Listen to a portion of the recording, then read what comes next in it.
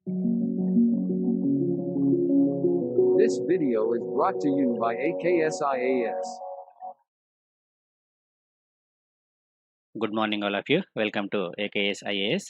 ఈరోజు మనము 8th, 9th, 10థ్‌కి సంబంధించి కరెంట్ అఫైర్స్ చూద్దాం. యాక్చువల్‌గా కొన్ని కారణాల వలన లాస్ట్ 2 డేస్ నేను కరెంట్ అఫైర్స్‌ని ప్రొవైడ్ చేయలేదు.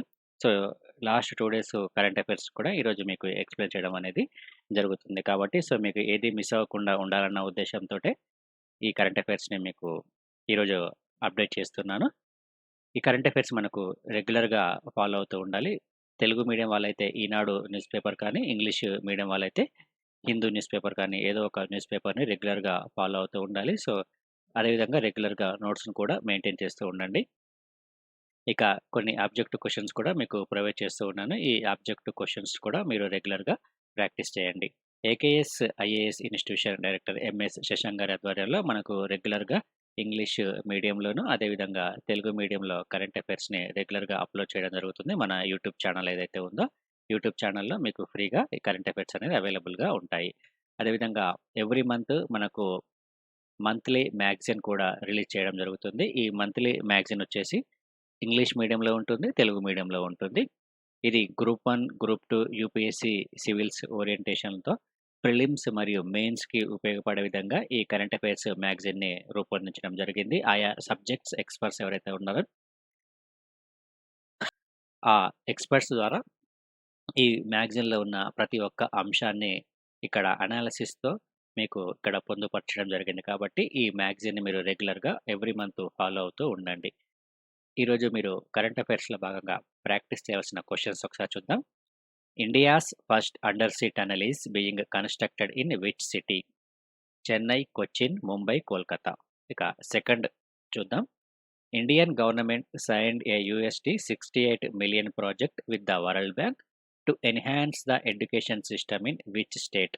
మేఘాలయ, మణిపూర్, నాగాలాండ్, అరుణాచల్ ప్రదేశ్. థర్డ్ క్వెషన్ ఒకసారి చూద్దాం. In which place ASI has discovered the epigraphical reference to the death of Krishnadevaraya Nayaka? So, Agra, Mathura, Tumkur, కిలాడి. ఇందులో కరెక్ట్ ఆన్సర్‌ని గుర్తించండి. ఇక ఈరోజు కరెంట్ అఫైర్స్‌లో భాగంగా ఫస్ట్ టాపిక్ గనక ఒకసారి మనం చూసుకుంటే, MoU between India and Japan for academic and research cooperation and exchange. Japan మరియు భారతదేశాల మధ్య అకాడమిక్ పరంగా ఒక ఒప్పందం అనేది జరిగింది. రీసెర్చ్ అండ్ కోఆపరేషన్‌కి సంబంధించిన ఒప్పందం ఇది. The union cabinet chaired by the Prime Minister, appraised a memorandum of understanding signed between the National Atmospheric Research Laboratory, Department of Space of India, and Research Institute of Sustainable Human Sphere, Kyoto. ఇది జపాన్‌కి సంబంధించింది. ఈ 2 సంస్థల మధ్య academic and research cooperation and exchange ఒప్పందం అనేది జరిగింది. ఇది మనకు ప్రిలిమ్స్ ఓరియంటేషన్‌లో చాలా చాలా ఇంపార్టెంట్. ఇక్కడ నేషనల్ అట్మాస్ఫియరిక్ రీసెర్చ్ లాబొరేటరీ ఏదైతే ఉందో, ఇది భారత ప్రభుత్వ అంతరిక్ష విభాగానికి చెందిన సంస్థ ఇది. అదేవిధంగా జపాన్‌లోని క్యోటోలో గల క్యోటో యూనివర్సిటీకి చెందిన research institute for sustainable human sphere. ఇది రీసెర్చ్ హ్యూమన్ స్పియర్‌కి సంబంధించిన సంస్థ. జపాన్‌లోని క్యోటోలో ఉంది. ఈ 2 సంస్థల మధ్య ఒక ఒప్పందం అనేది కుదిరింది. ఇందులో ఈ ఒప్పందం ప్రకారము వాతావరణానికి సంబంధించిన విజ్ఞాన శాస్త్రము, అదేవిధంగా సాంకేతిక విజ్ఞానము మరియు వివిధ అంశాలకి సంబంధించి ఈ 2 సంస్థల మధ్య పరిశోధనకు సంబంధించిన సదుపాయాలు ఏవైతే ఉన్నాయో వాటిని వినియోగించుకుంటూ ఇరు సంస్థల మధ్య ఒక సహకార పూర్వకమైన ఒప్పందంగా దీన్ని మనము చెప్పుకోవచ్చును. అంటే ఇరు సంస్థలు తమ యొక్క సమాచారాన్ని షేరింగ్ చేసుకోవడం అనేది జరుగుతుంది ఈ వాతావరణానికి సంబంధించిన అంశాలలో. దీనికి సంబంధించి ఈ ఒప్పందానికి సంబంధించిన బ్యాక్‌గ్రౌండ్ గనక ఒకసారి మనం చూసుకుంటే, గతంలోనే అంటే 2008వ సంవత్సరంలోనే ఈ 2 సంస్థల మధ్య వాతావరణ సంబంధ విజ్ఞాన శాస్త్రానికి సంబంధించి ఈ ఒప్పందం అనేది జరిగింది. ఆ తర్వాత దీన్ని 2013వ సంవత్సరంలో తిరిగి మళ్ళీ పునరుద్ధరించడం అనేది జరిగింది. మళ్ళీ ఇప్పుడు 2021వ సంవత్సరంలో ఈ ఒప్పందం అనేది మళ్ళీ పునరుద్ధరించారు. ఇది దీనికి సంబంధించిన బ్యాక్‌గ్రౌండ్. అంటే ఈ 2 సంస్థల మధ్య ఒప్పందం అనేది 2008వ సంవత్సరం నుంచి కొనసాగుతుంది. ఇక నెక్స్ట్ అంశాన్ని ఒకసారి చూద్దాం. నెక్స్ట్ టాపిక్ గనక చూసుకుంటే cabinet approves production linked incentive scheme national programme on high efficiency solar PV modules. So, ప్రధానమంత్రి అధ్యక్షతన సమావేశమైన క్యాబినెట్ ఏదైతే ఉందో, ఆ cabinet production linked incentive scheme ఏదైతే ఉందో, ఈ ప్రొడక్షన్ లింక్డ్ ఇన్సెంటివ్ స్కీమ్‌ని ఇక్కడ national programme on high efficiency solar PV and మాడ్యూల్స్‌కి అప్లై చేయడం అనేది జరిగింది. అందులో మ్యానుఫ్యాక్చరింగ్ కెపాసిటీ వచ్చేసి ఎంతవరకు అచీవింగ్ చేయాలి అని పెట్టుకున్నారంటే, దాదాపుగా gigawatt scale in high efficiency solar PV modules with a outlay of 4,500 crores. So, already మనకు ఈ ప్రొడక్షన్ లింక్డ్ ఇన్సెంటివ్ స్కీమ్‌కి సంబంధించి గతంలో మనకు చాలా సార్లు ఇవ్వడం జరిగింది. సో, ఇక్కడ దీని యొక్క ప్రధానమైన ఉద్దేశ్యం గనక ఒకసారి మనం చూసుకుంటే, అధిక సామర్థ్యం కలిగిన సోలార్ పీవీ మాడ్యూల్స్ ఏవైతే ఉన్నాయో, ఈ మాడ్యూల్స్‌లో గిగావాట్ శ్రేణికి సంబంధించిన నిర్మాణ శక్తిని సాధించడం కోసము ఈ national programme on high efficiency solar PV modules పేరుతో ఈ ప్రొడక్షన్ లింక్డ్ ఇన్సెంటివ్ స్కీమ్‌ని దీనికి అప్లై చేయడం అనేది జరిగింది. సో, దీని ద్వారా ప్రస్తుతం సోలార్ సామర్థ్యం ఏదైతే ఉందో, ఆ సోలార్ యొక్క సామర్థ్యం కూడా మరింతగా పెరిగే అవకాశం అనేది ఉంటుంది. అదేవిధంగా ఈ రంగంలో విదేశీ పెట్టుబడులు కూడా మరింతగా వచ్చే అవకాశం అనేది ఉంటుంది. ఇది దీని యొక్క ప్రధానమైన లక్ష్యంగా మనం చెప్పుకోవచ్చును. ఈ స్కీమ్ వలన ప్రయోజనాలు గనక ఒకసారి మనం చూసుకుంటే, ఇంటిగ్రేటెడ్ సోలార్ పీవీ మ్యానుఫ్యాక్చరింగ్ ప్లాంట్ల సామర్థ్యంలో దాదాపుగా 10,000 మెగావాట్ వరకు పెరిగే అవకాశం అనేది ఉంటుంది. అదేవిధంగా ఈ మ్యానుఫ్యాక్చరింగ్ ప్రాజెక్ట్‌లో దాదాపుగా 17,200 కోట్ల విలువైన పెట్టుబడులు వచ్చే అవకాశం అనేది ఉంటుంది. Direct investment. ఇక్కడ ఇది అండర్‌లైన్ చేసుకోండి. Direct investment of around 17,200 crores in solar PV manufacturing projects. అదేవిధంగా 5 సంవత్సరాల కాలంలో బ్యాలెన్స్ ఆఫ్ మెటీరియల్ కోసము దాదాపుగా 17,500 కోట్ల రూపాయల మేరకు డిమాండ్ పెరిగే అవకాశం అనేది ఉంటుంది. ఇక దాదాపుగా 30,000 మందికి డైరెక్ట్ ఎంప్లాయ్‌మెంట్, అదేవిధంగా 20,000 మందికి ఇండైరెక్ట్ ఎంప్లాయ్‌మెంట్ కలిగే అవకాశం అనేది ఉంటుంది. ఈ ఉద్దీపన పథకం వలన. అదేవిధంగా ప్రతి సంవత్సరము దిగుమతి ఏదైతే ఉందో, ఆ దిగుమతి అనేది కూడా 17,500 కోట్ల మేరకు తక్కువయ్యే అవకాశం అనేది ఉంటుంది. సో, ఇవన్నీ ఈ ప్రొడక్షన్ లింక్డ్ ఇన్సెంటివ్ స్కీమ్ వలన సోలార్ రంగంలో కలిగే ప్రయోజనాలుగా మనము చెప్పుకోవచ్చును. ఇక నెక్స్ట్ అంశాన్ని గనక తీసుకుంటే, మైసూరుకు అరుదైన బౌద్ధ శాసనం అని ఒక అంశం మనకి ఇక్కడ ఇవ్వడం జరిగింది. ఇది దాదాపుగా 2వ శతాబ్దానికి చెందిన శాసనంగా మనము చెప్పుకోవచ్చును. 2వ శతాబ్దం అంటే మనకు శాతవాహనుల కాలంగా మనం చెప్పుకోవచ్చును. ఈ శాతవాహనుల కాలం నాటి ఒక బౌద్ధ శాసనం ఒకటి మైసూర్‌కు చేరడం అనేది జరిగింది. ఇది నాగార్జున సాగర్ ప్రాజెక్ట్ నిర్మాణ సమయంలో జరిపిన తవ్వకాల్లో ఈ శాసనం అనేది బయటపడడం జరిగింది. ఇది దేనికి సంబంధించిన శాసనం అంటే బౌద్ధ శాసనం ఇది. ఈ శాసనంలో ప్రాకృత భాష, అదేవిధంగా బ్రాహ్మీ లిపి అనేది ఈ శాసనంలో లిఖించబడి ఉంది. సో, దీని మీద లభించే భాషలు గూడా మనం గుర్తుంచుకోవాలి. ప్రాకృత భాష, అదేవిధంగా బ్రాహ్మీ లిపి. సో, సాధారణంగా మనం చూసుకుంటే శాతవాహనుల కాలంలో ఎక్కువగా ఈ శాసనాల భాష మనకు ప్రాకృత లిపిలో లేకపోతే బ్రాహ్మీ లిపిలో ఉంటుంది. ఈ శాతవాహనుల కాలానికి సంబంధించి. అయితే ఈ నాగార్జున సాగర్ ప్రాజెక్టు నిర్మాణ సమయంలో అక్కడ తవ్వకాలు జరపడంలో అక్కడ చాలా వరకు ఈ శాతవాహనులు మరియు ఇక్ష్వాకుల కాలానికి సంబంధించిన శాసనాలనేవి బయటపడ్డాయి. సో, వాటిలో కొన్నిటిని ప్రస్తుతం నాగార్జున కొండలో ఉన్న మ్యూజియంలో ఉంచడం జరిగింది. సో, మిగిలిన వాటిని ఢిల్లీ, కోల్‌కతాలోని ఇతర మ్యూజియాలకు కూడా తరలించారు. ప్రస్తుతం దొరికిన ఈ బౌద్ధ శాసనంకి సంబంధించి దీనిపై మరికొన్ని రీసెర్చ్ గనక చేస్తే బౌద్ధానికి సంబంధించిన మరికొన్ని విషయాలు కూడా వెలుగులోకి వచ్చే అవకాశం అనేది ఉంటుంది. ఇక నెక్స్ట్ ఫిల్మ్ ట్రిబ్యునల్‌ని రద్దు చేయడం అనేది జరిగింది. ఇక్కడ మనకు ప్రిలిమ్స్ ఓరియంటేషన్‌లో ఇది చాలా చాలా important. Film certification appellate tribunal సహా మరికొన్ని ట్రిబ్యునల్‌ను రద్దు చేస్తూ కేంద్ర ప్రభుత్వం ఒక నిర్ణయం తీసుకోవడం జరిగింది. సో, ఇందులో ట్రిబ్యునల్‌కి సంబంధించి ట్రిబ్యునల్ల సంస్కరణల ఆర్డినెన్స్ 2021 పేరుతో అధికారికంగా ఈ ఫిల్మ్ ట్రిబ్యునల్‌ను రద్దు చేస్తూ ప్రకటించడం అనేది మనం గమనించాల్సిన అంశము. ఇక్కడ central board of film certification అనేది ఉంటుంది. ఈ central board of film certification నుంచి ఈ ఫిలిమ్స్‌కి ధృవపత్రాలు పొందడం అనేది జరుగుతుంది. సో, వీటిని పొందడంలో గనక సమస్యలు ఉంటే ఆ ఫిల్మ్‌కి సంబంధించిన ప్రొడ్యూసర్స్ ఈ ట్రిబ్యునల్‌ను ఆశ్రయించేవారు. సో, అయితే ఇప్పుడు ఈ ఫిల్మ్ ట్రిబ్యునల్ రద్దు చేయడం వలన ఇకపై వారు హైకోర్ట్‌లో అప్పీల్ చేసుకోవాల్సి ఉంటుంది. ఇది కూడా చాలా చాలా ఇంపార్టెంట్ గుర్తుంచుకోండి.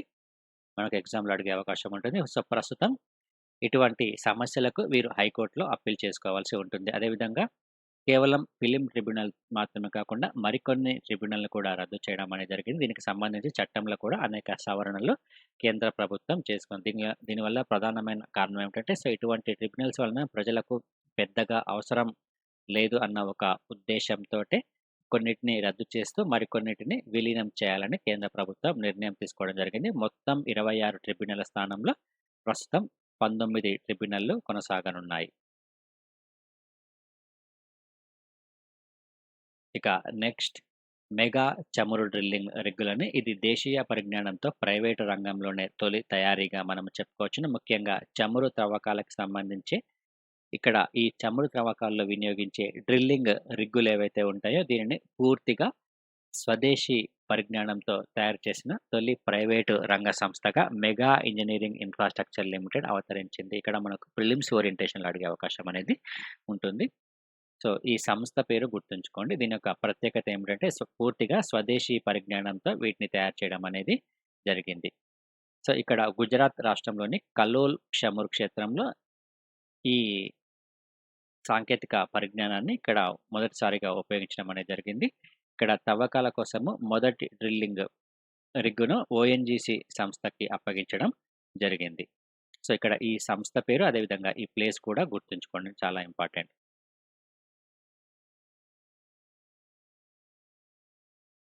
అయితే ఇప్పటి వరకు ఈ చమురు డ్రిల్లింగ్ ఏదైతే ఉందో, దీనికి సంబంధించిన రిగ్గుల కోసము విదేశాలపై ఎక్కువగా ఆధారపడాల్సి వచ్చింది. ఎందుకంటే ఎక్కువగా మన దేశంలో తయారు చేయలేదు కాబట్టి, సో, ఎక్కువగా విదేశాల నుంచి వీటిని దిగుమతి చేసుకునేవారు. సో, ప్రస్తుతం ఈ సమస్య అనేది కొంతవరకు తీరిందని మనం చెప్పుకోవచ్చును. ఇక నెక్స్ట్ ఆర్‌బీఐ ద్రవ్య పరపతి విధాన సమీక్ష దీనికి సంబంధించి సో, ప్రతి ఒక్కరు ఇక్కడ చదువుకోవాల్సిన అంశం వచ్చేసి ద్రవ్య పరపతి విధాన సమీక్ష అంటే ఏమిటనేది మనము ఎకానమీ ఓరియంటేషన్‌లో మనం బేసిక్స్ చదువుకోవాలి. సో, ఇది చదువుకుంటే మనకు ఈ టెర్మినాలజీ అనేది మనకు ఈజీగా అర్థమవుతుంది. రెపో రేట్ అంటే ఏమిటి? So, reverse repo rate.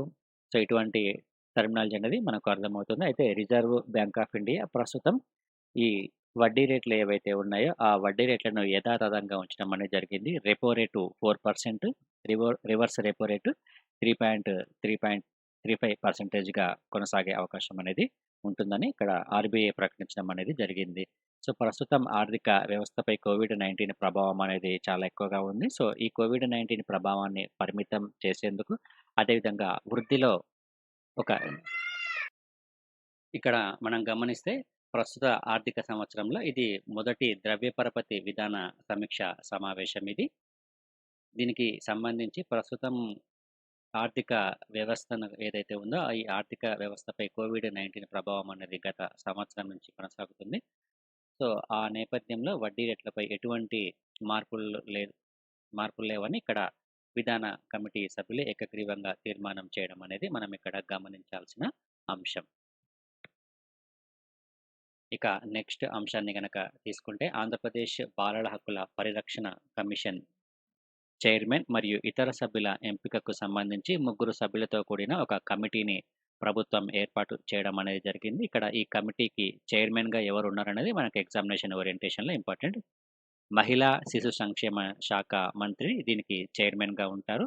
ఇందులో సభ్యులు వచ్చేసి హైకోర్టు రిజిస్ట్రార్ మరియు ఎమ్మెల్యేలను ఇక్కడ నియమించడం అనేది జరిగింది. ఇక్కడ ఆంధ్రప్రదేశ్ బాలల హక్కుల పరిరక్షణ కమిషన్ చైర్మన్‌కు సంబంధించిన కమిటీగా మనం దీన్ని చెప్పుకోవచ్చును. ఇక వైఎస్ఆర్ సంపూర్ణ పోషణకి సంబంధించి ఈ పథకానికి రాష్ట్ర ప్రభుత్వం దాదాపుగా 180,00,00,000 ప్రభుత్వం విడుదల చేయడం అనేది మనం గమనించాల్సిన అంశం. ఇక నెక్స్ట్ మరొక అంశం వచ్చేసి పల్లిపాడు పినాకిని సత్యాగ్రహ ఆశ్రమంపై ప్రత్యేక తపాలా కవర్‌ని ముద్రించడం అనేది జరిగింది. ఇక్కడ ఈ ప్రాంతం ఏదైతే ఉందో, ఈ ప్రాంతం అనేది మనకు నెల్లూరు జిల్లాలో ఉంటుంది ఈ ప్రాంతము. ఇది రెండవ సబర్మతిగా ఈ ప్రాంతాన్ని పిలవడం అనేది జరుగుతుంది. ఇక్కడ ఈ పేరు గుర్తుంచుకోండి. పినాకిని సత్యాగ్రహ ఆశ్రమం. దీనికి సంబంధించి ప్రస్తుతం శతాబ్ది ఉత్సవాలు జరుగుతున్నాయి. ఇటువంటి నేపథ్యంలో భారతీయ తపాలా శాఖ ప్రత్యేక పోస్టల్ కవర్‌ను విడుదల చేయడం అనేది జరిగింది. ఇక నెక్స్ట్ అంశాన్ని గనక తీసుకుంటే కొత్త చరిత్ర నేత్రాని ఒలింపిక్స్‌కు అర్హత సాధించిన తొలి భారత మహిళా సెయిలర్‌గా రికార్డును సాధించడం అనేది జరిగింది. సెయిలింగ్ క్రీడాంశానికి సంబంధించి ఇప్పటివరకు మన భారతదేశం నుంచి 9 మంది ఒలింపిక్ క్రీడల్లో పాల్గొనడం అనేది జరిగింది. అయితే ఇప్పటివరకు పాల్గొన్న ఈ 9 మంది పురుషులే కావడం. ప్రస్తుతం మహిళల విభాగంలో ఒలింపిక్స్‌కు అర్హత సాధించిన తొలి భారతీయ సెయిలర్‌గా ఈమె ఘనతను సాధించడం జరిగింది. ఈమె పేరు గుర్తుంచుకోండి. నేత్రా కుమనన్. ఈమె తమిళనాడు రాష్ట్రానికి చెందిన మహిళ. నేత్రా కుమనన్ ఈ పేరు గుర్తుంచుకోండి. ఇది మనకు ప్రిలిమ్స్‌లో అడిగే అవకాశం అనేది ఉంటుంది.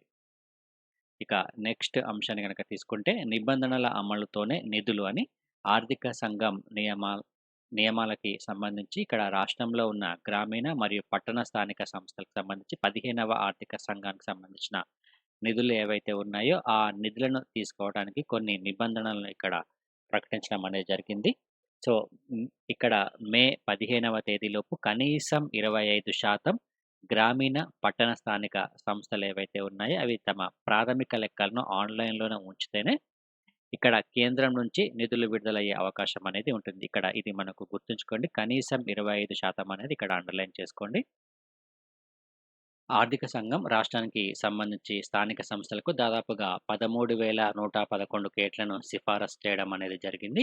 అందులో భాగంగానే 2021, 22వ సంవత్సరానికి గాను 2,300 కోట్లు వచ్చే అవకాశం ఉంటుంది. సో, గ్రామీణ స్థానిక సంస్థల్లో ఏ విధంగా మరియు పట్టణ స్థానిక సంస్థల్లో ఏ విధంగా ఈ నిధులను ఇస్తారన్న కోణంలో మనకిక్కడ కొన్ని కండిషన్స్ కూడా ఇవ్వడం జరిగింది. 2021, 22 మరియు 22, 23 ఈ ఆర్థిక సంవత్సరానికి నిధులను గనక పొందాలి అని అనుకుంటే రాష్ట్రంలోని 25% స్థానిక సంస్థలు గత ఆర్థిక సంవత్సరం సంబంధించిన ప్రాథమిక లెక్కలను, అదేవిధంగా అంతకుముందు ఆర్థిక సంవత్సరానికి సంబంధించిన ఆడిట్ చేసిన గణాంకాలను ఆన్‌లైన్‌లో ఉంచాలి. ఆర్థిక సంఘం యొక్క నిధులను వేతనాలు మరియు కార్యాలయాల నిర్వహణ వ్యయాలకు ఎట్టి పరిస్థితుల్లో వినియోగించకూడదు. ఇది అండర్‌లైన్ చేసుకోండి. సో, వేటికి ఉపయోగించకూడదంటే వేతనాలకు మరియు కార్యాలయ నిర్వహణ వ్యయాలకు ఈ నిధులను ఉపయోగించకూడదు. ఇక ఇతరత్ర అవసరాలేవైతే ఉంటాయో అందులో 40% వరకు ఈ నిధులను వినియోగించుకోవచ్చును. ఈ నిధుల వ్యయానికి సంబంధించి రాష్ట్ర ప్రభుత్వం అనుమతించిన బయటి సంస్థలతో ఆడిట్ చేయించాలి. 30% నిధులను తాగునీటి సరఫరా, వాననీటి సంరక్షణ లేదా మరుగునీటి శుద్ధి, పునర్వినియోగానికి వినియోగించాలి. ఇక్కడ పర్సెంటేజ్‌ను చాలా గుర్తుంచుకోండి. ఇది మనకు ఎగ్జామినేషన్ ఓరియంటేషన్‌లో ఇంపార్టెంట్. ఎంత శాతం నిధులను కేటాయించాలి? ఎంత శాతం నిధులను వినియోగించాలి? అన్న కోణంలో మనం ఇక్కడ గుర్తుంచుకోవాలి. ఇక మరొక 30% పారిశుద్ధ్యానికి ప్రధానంగా బహిరంగ మల విసర్జన లేకుండా చూసేందుకు వ్యయం చేసే అవకాశం అనేది ఉంటుంది. దీనిలో గ్రామీణ ప్రాంతాలలో. ఇక పట్టణ స్థానిక సంస్థల్లో వచ్చేసి సేమ్ గత ఆర్థిక సంవత్సరము మరియు అంతకుముందు సంవత్సరానికి సంబంధించిన ఆడిట్ లెక్కలను అందుబాటులో ఉంచాలి.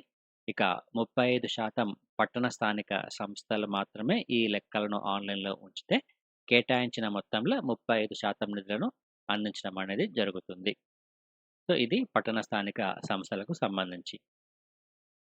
ఇక నెక్స్ట్ టాపిక్ గనక తీసుకుంటే ఇరాన్ నుంచి చమురు కొనుగోలుకు సిద్ధమని. సో, గతంలో భారతదేశం ఇరాన్ నుంచి ఈ చమురును కొనుగోలు చేయడం అనేది జరిగింది. అయితే ఇరాన్‌పై ఆంక్షలు విధించిన నేపథ్యంలో ఇరాన్ నుంచి చమురును కొనుగోలు చేయడం అనేది గత కొంతకాలంగా భారత ప్రభుత్వం ఆపివేయడం జరిగింది. అయితే ప్రస్తుతం అమెరికా అధ్యక్షుడు మారిన తర్వాత ఇరాన్‌కి సంబంధించిన ఆంక్షలను కూడా సడలించే అవకాశం అనేది ఉంటుంది. అందులో భాగంగానే భారతదేశము ఇరాన్ నుంచి చమురును కొనుగోలు చేయడానికి సిద్ధమవుతుందని మనం ఇక్కడ తెలుసుకోవచ్చు. ఒకప్పుడు ఇక్కడ ఇరాన్‌కి సంబంధించి ఇరాన్ చమురుకు అతిపెద్ద రెండవ వినియోగదారుగా భారతదేశం అనేది ఉండేది.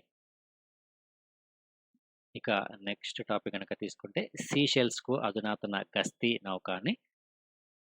సీషెల్స్‌కి సంబంధించి అక్కడ అభివృద్ధి కార్యక్రమాలకు ప్రధానమంత్రి నరేంద్ర మోడీ ప్రారంభించడం అనేది జరిగింది. భారత ఆర్థిక సహాయంతో చేపట్టిన ఈ కార్యక్రమాలను సీషెల్స్ అధ్యక్షుడు వేవెల్ రామ్‌కలావ్‌తో కలిసి ఇక్కడ వర్చువల్‌గా భారత ప్రధానమంత్రి నరేంద్ర మోడీ కూడా ప్రారంభించారు. ఇందులో ఒక సౌర విద్యుత్ కర్మాగారము, కోర్టు భవనం, స్థానిక సంస్థలు మరియు విద్యకు సంబంధించిన 10 ఇతర అభివృద్ధి ప్రాజెక్టులనేవి ఇందులో భాగంగా ఉన్నాయి. అదేవిధంగా భారత్ తరపున ఒక గస్తీ నౌకను కూడా సీషెల్స్‌కు కానుకగా అందజేయడం అనేది మనం ఇక్కడ గమనించాల్సిన అంశము. దీన్ని కోల్కతాలోని జీఆర్ఎస్‌సి సంస్థ దీనిని నిర్మించింది. ఇక్కడ సీషెల్స్ ఏదైతే ఉందో, సీషెల్స్ అనేది మనకు హిందూ మహాసముద్రంలో భారత్‌కు ఒక వ్యూహాత్మకమైన, కీలకమైన దేశంగా మనం చెప్పుకోవచ్చును. ఇక నెక్స్ట్ విదేశాలకు సిరిసిల్ల దుస్తులు అనే ఒక అంశం మనకి ఇక్కడ ఇవ్వడం జరిగింది. వస్త్ర రంగంలో సిరిసిల్ల రెడీమేడ్ దుస్తుల తయారీ ఏదైతే ఉందో, ఇది ఒక సిరిసిల్ల అనేది ఒక తయారీ కేంద్రంగా భవిష్యత్తులో మారనుంది. ప్రముఖ జౌళి సంస్థ గోకుల్దాస్ ఇమేజెస్ సిరిసిల్ల జిల్లాలోని పెద్దూరులో రెడీమేడ్ దుస్తుల తయారీ పరిశ్రమను స్థాపించనుంది.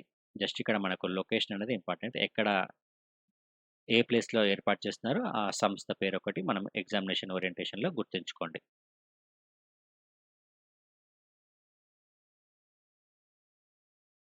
ఇక నెక్స్ట్ అంశాన్ని గనక తీసుకుంటే తెలంగాణ పంట భూముల్లో పేరుకుపోయిన భాస్వరం అని దాదాపుగా రాష్ట్రంలోని 11 జిల్లాల్లో ఈ భాస్వరం పర్సెంటేజ్ అనేది చాలా ఎక్కువగా ఉందని కేంద్ర ప్రభుత్వం ఇక్కడ ప్రకటించడం అనేది జరిగింది. ఇది భాస్వరం అనేది ఏ స్థాయిలో ఏ విధంగా ఉంది అన్న కోణంలో మనం ఇక్కడ చదువుకోవాలి. ఇక్కడ భాస్వరం అనేది ఈ నేలల్లో ఒక లిమిట్ వరకు ఉండాలి. సో, ఈ లిమిట్ గనక దాటితే ఇక్కడ ఇతర సూక్ష్మ పోషకాలకు ఏవైతే ఉన్నాయో అవి మొక్కలకు సరిగా అందక సో, మొక్కలు చనిపోయే అవకాశం అనేది ఉంటుంది. దిగుబడి కూడా తగ్గే అవకాశం అనేది ఉంటుంది. కాబట్టి భాస్వరం అనేది ఒక పరిమితిలోనే ఉండాలి నేలల్లో. అయితే ఇక్కడ ప్రతి 2 సంవత్సరాలకొకసారి ఇక్కడ మట్టి నమూనాలను సేకరించి వ్యవసాయ అధికారులు ప్రయోగశాలలో పరీక్షించడం అనేది జరుగుతుంది. వాటి ఫలితాల ఆధారంగా దేశవ్యాప్తంగా ఏ జిల్లా పంట భూముల్లో భాస్వరం ఏ మోతాదులో ఉందనే వివరాలను కేంద్ర వ్యవసాయ శాఖ విడుదల చేయడం అనేది జరుగుతుంది. దీనికి సంబంధించి ప్రస్తుతం 2017, 18, 2018, 19 సంవత్సరాల్లో చేసిన పరీక్షల ప్రకారము తెలంగాణలోని దాదాపుగా 11 జిల్లాల పరిధిలో 2007 మండలాల నేలల్లో భాస్వరం పరిమితికి మించి అనేది ఉంది. ఇక్కడ ఈ డేటాను గుర్తుంచుకోండి. మొత్తం ఎన్ని జిల్లాలు అంటే 11 జిల్లాల్లో. ఆంధ్రప్రదేశ్‌లోని కృష్ణా జిల్లా, ఛత్తీస్‌గఢ్‌లోని బీజాపూర్ జిల్లా పరిధిలో మాత్రమే తెలంగాణ స్థాయిలో ఉన్న భాస్వరం అనేది అంటే తెలంగాణలో చాలా ఎక్కువగా భాస్వరం అనేది ఉన్నట్లు మనకిక్కడ తెలుస్తుంది. సో, ఈ విధంగా భాస్వరం పెరగడానికి ప్రధానమైన కారణం ఏమిటంటే తెలంగాణలో ఎక్కువగా పత్తి, మిరప, పసుపు, వరి పంటలను సాగు చేయడం అనేది జరుగుతుంది. అయితే ఇక్కడ అవసరానికి మించి రసాయనిక ఎరువులను వాడడం వలన భాస్వరం నిల్వలనేవి చాలా ఎక్కువగా పెరగడం అనేది మనం ఇక్కడ గమనించాల్సిన అంశం. ఇక నెక్స్ట్ ఇది మెయిన్స్ ఓరియంటేషన్‌లో ఇంపార్టెంట్ ఇది. సైబర్ భద్రతకి సంబంధించి సైబర్ సెక్యూరిటీ. సో, దీన్ని మనం ఇంటర్నల్ సెక్యూరిటీలో భాగంగా చదువుకోవచ్చు. లేకపోతే సైన్స్ అండ్ టెక్నాలజీలో భాగంగా దీన్ని మనం చదువుకోవచ్చును. So, cyber security. సైబర్ సెక్యూరిటీకి సంబంధించి సో, ఈ కోవిడ్-19 విస్తరించిన తర్వాత ఎక్కువగా ఆన్‌లైన్‌లో పనిచేయడం అనేది జరుగుతుంది. అదేవిధంగా ఆన్‌లైన్ ట్రాన్సాక్షన్ అనేవి చాలా ఎక్కువగా జరుగుతున్నాయి. సో, ఇటువంటి నేపథ్యంలోనే ఈ సైబర్‌కి సంబంధించిన క్రైమ్స్ కూడా చాలా ఎక్కువగా పెరగడం అనేది జరిగింది. అయితే ఈ సైబర్ సెక్యూరిటీకి సంబంధించి మన దేశంలో ఉన్న మౌలిక సదుపాయాలనేవి ఏ విధంగా ఉన్నాయి? ఈ సైబర్ సెక్యూరిటీని అడ్డుకోవడానికి ఎటువంటి కార్యాచరణను రూపొందించాలి అన్న కోణంలో ఈ ఆర్టికల్ అనేది ఇవ్వడం జరిగింది. ఇది మనకు మెయిన్స్ ఓరియంటేషన్‌లో ఉపయోగపడుతుంది కాబట్టి ఇందులో ఉన్న ప్రతి ఒక్క అంశము మనకు చాలా చాలా ఇంపార్టెంట్. ఇక నెక్స్ట్ ప్రత్యామ్నాయ విద్యుత్తోనే భవిష్యత్తు అనే మరొక అంశము. ఇది కూడా మనకు ఎన్విరాన్మెంట్‌లో భాగంగా చదువుకుంటాము. సో, ప్రస్తుతము ఇంధనానికి సంబంధించి ఎక్కువగా పెట్రోల్, డీజిల్‌ని వాడడం అనేది జరుగుతుంది. అయితే వీటినే కాకుండా ప్రత్యామ్నాయ ఇంధన వనరులు ఏవైతే ఉన్నాయో, ఆ ఇంధన వనరులను గనక ఉపయోగించినట్లయితే కాలుష్యాన్ని చాలా వరకు తగ్గించే అవకాశం అనేది ఉంటుంది. దీనికి సంబంధించి భారతదేశంలో ఈ ప్రత్యామ్నాయ విద్యుత్ వినియోగం అనేది ఏ విధంగా ఉంది? భవిష్యత్తులో దీన్ని మరింతగా పెంచడానికి ఎటువంటి విధానాలను తీసుకోవాలి అనేది మనకు ఈ ఆర్టికల్ ఇవ్వడం జరిగింది. ఇది కూడా మనకు మెయిన్స్ ఓరియంటేషన్‌లో చాలా చాలా ఇంపార్టెంట్. ఇక నిన్న ఇచ్చిన క్వెషన్స్‌కి ఆన్సర్స్ ఒకసారి చూద్దాం. ఫస్ట్ క్వెషన్ ఒకసారి చూసుకుంటే Madhya Pradesh government is organising Raag Bhopali exhibition to promote. దీనికి సమాధానం వచ్చేసి జరీ జర్దోజీ క్రాఫ్ట్స్. ఇక నెక్స్ట్ క్వెషన్ చూద్దాం. With reference to the digital ocean consider the following statements. Digital ocean is a first kind of digital platform for ocean data management.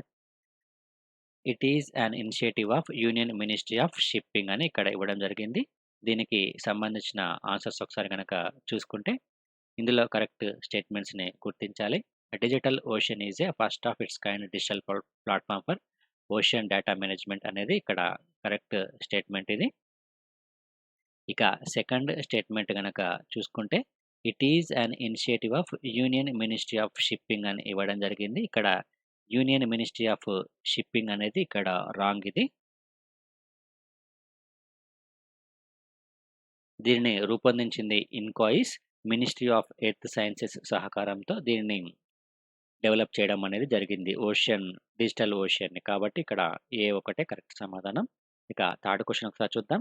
With reference to the Kisan rail consider the following statements అని ఇక్కడ మనకు 2 statements ఇవ్వడం జరిగింది. కిసాన్ రైల్‌కి సంబంధించి the loading and unloading of perishable commodities will be permitted at all en routes, stoppages and no minimum or maximum size of consignment అని ఇక్కడ మనకు ఒక ఆప్షన్ ఇవ్వడం జరిగింది. ఇక సెకండ్ స్టేట్మెంట్ గనక చూసుకుంటే, the government has extend a subsidy of 50% on transportation of fruits and vegetables అని ఇక్కడ ఇవ్వడం జరిగింది.